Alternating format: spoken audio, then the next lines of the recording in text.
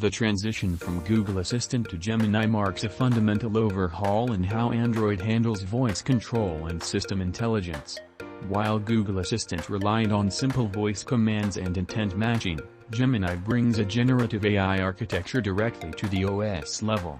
This replacement upgrades basic command execution into fluid, context-aware conversations across standard phone interactions, smart home management, and connected Android accessories. The primary upgrade lies in Gemini's deep contextual awareness and multimodal integration across the Android ecosystem.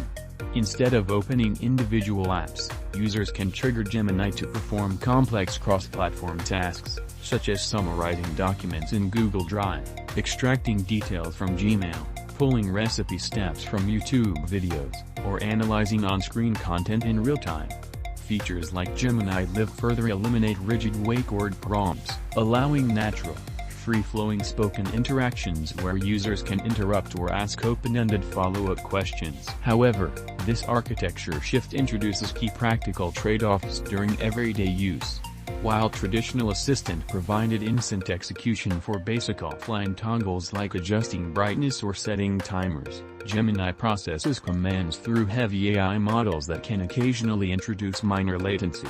Additionally, legacy routines and third-party media controls require updated setup configurations. Despite these initial adjustments, replacing legacy Assistant establishes Gemini as the unified, intelligent operational layer across mobile devices, wearables, and audio displays.